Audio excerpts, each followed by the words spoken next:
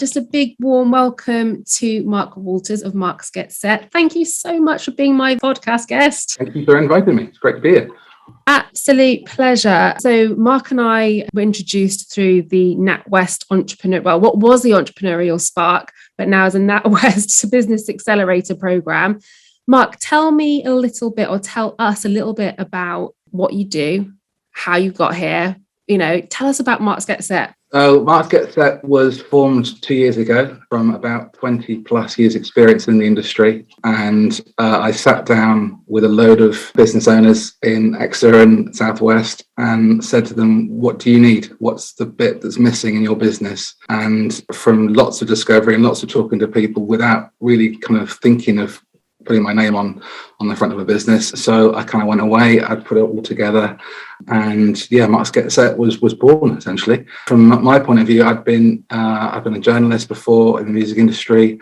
I've done lots of work in the business sector, helping businesses before that. So it was really just kind of the sum of many parts put together. And I launched it in February. At that point, I then didn't realize, but we were going straight into a pandemic.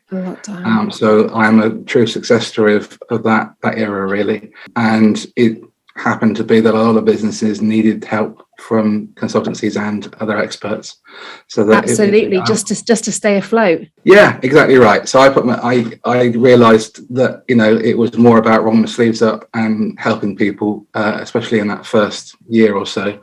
And so that's what I did. Tell me what it was like to one, as you said, bear that kind of stress and worry, launching your own business during a pandemic, keeping that afloat yourself, but also the very essence of what you do is all about helping others survive. Like, what was that like? Yeah, there was a point during it that I'd kind of put my neck on the line really and got the business up and running to help others.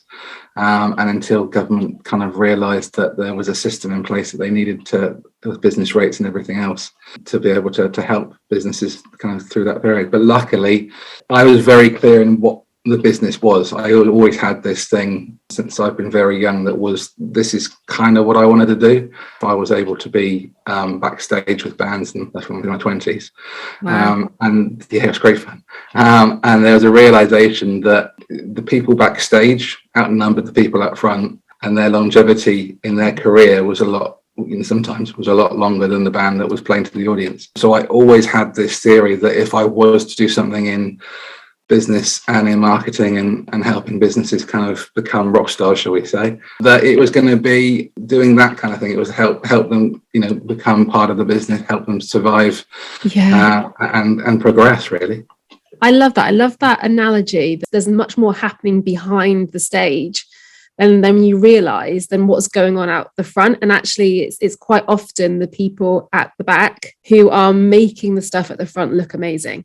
Exactly right. It's happened. I've been lucky enough to be in TV productions and seen the same thing with production crews and runners and all that side of things. So I'm very used to that industry. I knew that if I was to take this into the business world, this doesn't really exist because a lot of companies have this thing. Actually, socialists are the same as me. They kind of follow things through, but they do something fantastic and then they say, here you go, and I'm off now. And I didn't want that because I think people need that constant. So it needs to be something that is worked on over a longer period of time and that people are able to get the most from it, because as business owners, their focus is on return on investment and is on growing their business. Exactly. A lot of the time, they don't need the headache of kind of doing the backside of the business and that backstage element. I remember I worked with a coach a few years ago, and I was really struggling to retain staff. I'd started recruiting, and a couple of people, I lost them within the first year, and I was getting really frustrated because I felt like, this is a great business. Why don't people stay, And actually, they helped me to see that everything on top looked amazing. So the front stage was perfect. I was doing great work. We were getting loads of clients. My social media, thank goodness, was awesome. But actually, the stuff underneath, the backstage stuff, just wasn't there. So we didn't have the processes. We didn't have procedure. We hadn't got, our forecasting down, and all of that operational stuff just wasn't there. And since worked really hard, brought in a business manager, worked really hard to make sure those fundamentals are there. And the difference that has made to our company growth is, well, it's invaluable, I'd say. Yeah, and if you're a small SME, and you don't necessarily have the resource or the ability to be able to think like that, and to bring somebody in that with fresh eyes and look at a situation, really can help, and can be well worth the investment in your business as you go forward. So yeah, wholeheartedly agree. So before I geek out on social media, let's talk a bit about, just very quickly, we mentioned Natwest. Yeah, I love Natwest. I love what they're doing with the Accelerator program. If you can summarize it for everybody that's listening, what they do, what they exist to do, and how you found it yourself. So I've been a personal customer at Natwest since I was 5. Wow. A long time ago. And I've got the piggy banks that you see on Antiques Roadshow and all that kind of stuff. So it was a no-brainer, really, that I looked to Natwest for help. It was really a process of doing kind of a SWOT analysis for my business and looking at what I needed to move forward. And I needed that community that the Natwest Accelerator is brilliant at providing, and that mentorship. If you're looking at a business, if they're not providing or doing the same service that they're providing to you, they should be kind of following that through as well themselves. So it was important that I had that mentorship and really kind of see how test things and make sure that it worked before it was executed.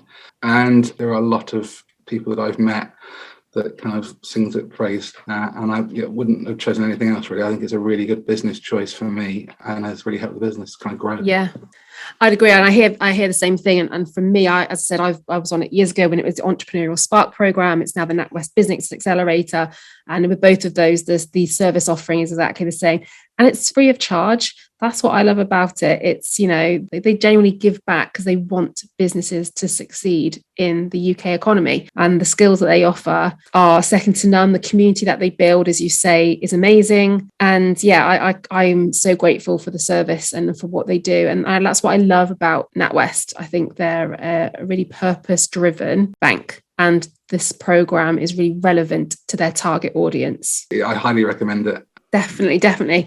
Cool. Okay. So talking about relevance and audience and kind of putting those two together, beyond the hashtag, for the idea of this podcast is really about that. It is looking beyond social media as a tool for broadcasting. And it's really about discussing with business owners like their journey with social, how they're finding it, what role it plays. Talk to me about that. Like, what part does it play? What part does social media play in your business? It's a really interesting question. I think social media itself is part of the process of me talking to my customer base, and it's a communication device. It's much more than just a free service that has replaced the yellow pages or whatever else that people kind of look at it as. You've really got to hone down as a business what your perfect customer is, looking at who they are, what they know, their favorite film, what their favorite book, all that kind of information. Really get that right, and then look at social media in a way that you're talking to them, because that's such a vital part. A lot of businesses miss. They either look at social media as a blanket canvas and think, right, we'll just put one message out over across all media and hope it'll work. The bit that always reminds me is fantastic in some way, that people are so passionate about their businesses, but most business owners that have a burning desire to talk about their business will sell it within 2 minutes flat. You've really got to think logically and about crafting something that is going to be part of your business story, part of the arc of what you're doing. I like social media. I've been a part of, from the old days of Bebo and SoundCloud and all the other bits that are out there. I've worked with Facebook directly, worked with Google directly through the years. Really understand its power. I think the move now to go and also be the protecting nature that needs to come along now, that people are starting to overuse social media a little bit. Yes. To get your message out in a clear, concise way is even more important, because people are starting to use it much more by choice and in a much more kind of way that allows them to have a bigger, better life. Yeah, I love it. I think that's a really great way to see it, and a really good tip there. First off, don't put the same message across every channel. It's one of my biggest bugbears. Second, there, I like what you said there about building a story and a story arc. So using social media as a conversation. It's not short term, it's not instant. You are bringing people on a journey and connecting with them. And, hey guys, like, we don't want to be sold to.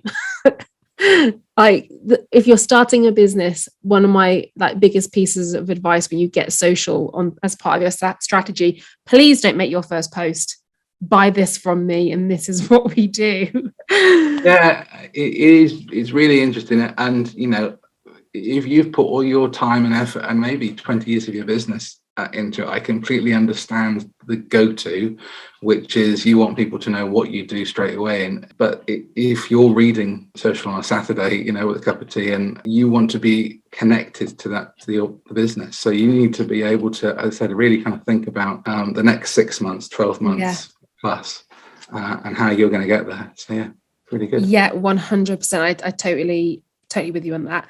One of the points that you just said there, actually, what I thought was interesting to unpick a little bit more is this change in how users are using social media, how our audience using social media, as such, how businesses need to adapt, because it's become oversaturated in a way, hasn't it? Yes, the majority of users, there is a large percentage of content out there, quite rightly so, because people want a lot of things. You're getting a lot more bias on what you look at. So if you look at a lot of cat videos, the algorithm will want you to see much more cat videos than you've ever seen before. So yeah, I love a cat video, me. There you go. It really kind of people, I think, are starting to take power back with the situation with Facebook changing to be Meta, and they are trying to go towards this virtual reality state of things, which I can understand. That's the next phase of where we go, and looking at NFTs and all of that side of things. Yeah. But I think for most people that use social media for couple of hours a day, they are wanting to have another part of their life that's not connected to it at all. So there's a big kind of movement almost now, and even from the top, if you look at Steve Bartlett and a lot of the other people that have had social media agencies for a lot of years, to actually come out with a new strategy, a new way of being. And I think if you're a business, if you're a mechanic in Bristol or in the southwest somewhere, what does that mean to you? I think it's kind of thinking logically that you can create that community around you that want to talk to you and want to be a part of that. That's the most important thing you can do. Yeah, and I think that's a really important point, is to not be overwhelmed at the options available for social media platforms, etc. But as I said, take that step back and what do you need this to do? What do you want from your audience? How can you be different? How can you be original? How can you be creative? And how can you create that personalized approach with people, right? Because as I say, we don't want to just be consuming random content that isn't targeted to us or doesn't build any connection. I think that's what it's there for. But especially during the pandemic, you found it being a brilliant way of people connecting. And I think there's a lot of positives that have come from that. The film industry has now changed completely in its delivery of its product, because society has shifted on so much. And I think social has moved on, especially in the UK, it's moved on probably 10 years to where it was. It's thinking if you're somebody out there that wants to be involved and wants to kind of create that story, it's really how you do that in the best way possible, really.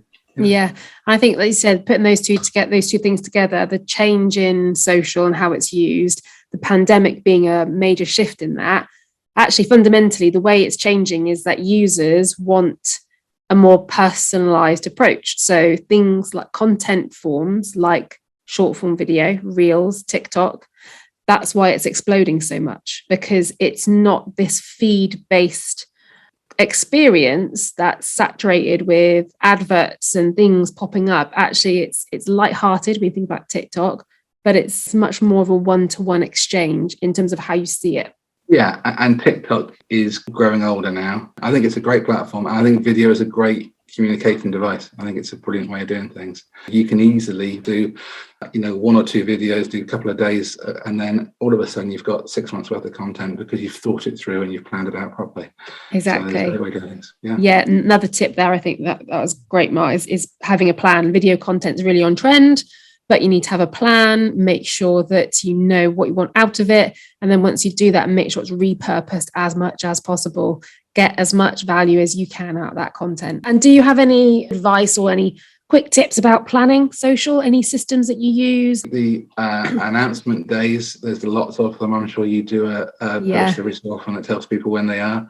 It's really looking at your industry. You're able to sit down and plan ahead. And that gives you the opportunity to run with things that are happening as they happen without having to not be a part of the wider conversation. Yeah, definitely. We always ask people to, or encourage the team here when we're working with clients, to have those 3 things when they're planning is, look at anything like awareness days. Think about the month ahead in terms of what's relevant in your industry and what's actually happening internally, and then plotting those out in some sort of really basic planning format that will ensure that you are thinking ahead with your content, whether that be an Excel sheet or Outlook reminders or whatever. But actually planning ahead means you will get the most out of your content and you'll see results. If you have that consistent approach and be planned and not off the cuff, then you should get results. Yeah, and I think results mean different things to different people. If I'm a business owner and a month in I haven't got 3 sales from social, I'm thinking, what's the point of me spending or putting anything out? Start social and have no followers, no audience to talk to. But in 6 months' time, when you've built that up, they can then look back through social and you've got that story and that narrative for people to engage with.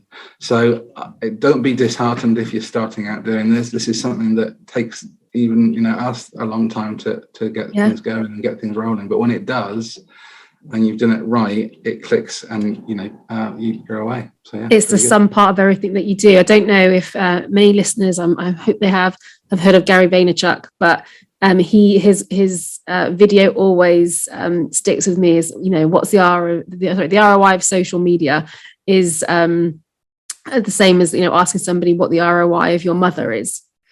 It's the sum part of he is everything today based on his mother's upbringing and all this sort of thing. And actually, social media will pay for itself, but because we have so much. We have access to all these analytics, people put too much pressure on it to tell a story or deliver results that aren't going to be there. But just know that if you get it right and it sits alongside the rest of your strategy, it will deliver you the results. I think that the one lesson that Gary does do very well is that don't be afraid to post. Number 1, and number 2 is as long as it's within your business remit, if you've got something to say that would interest that audience, then it's worth doing. I like that a lot. It's really, really important message that there is an audience to be heard, isn't there? There's people out there that want to hear what you have to say. So you shouldn't be afraid of saying that. And that's full circle to what you're saying at the beginning. It's one of the easiest ways to start that story arc of you just being on social and telling people how you feel, what you do, what your story is, what your business is about, why you've come to be.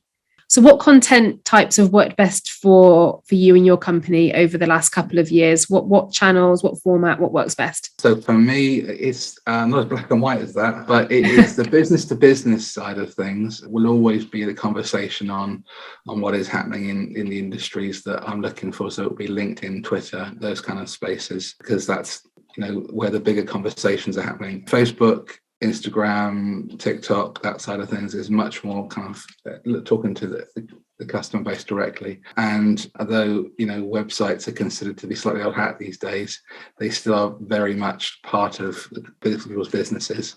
So what formats do you enjoy then? If everything works well and has its own kind of feed, what do you enjoy doing the most? I enjoy the analytical side because I that's what I do. Which is going to be really boring for most people, sadly, but that's kind of why I do it and not other people.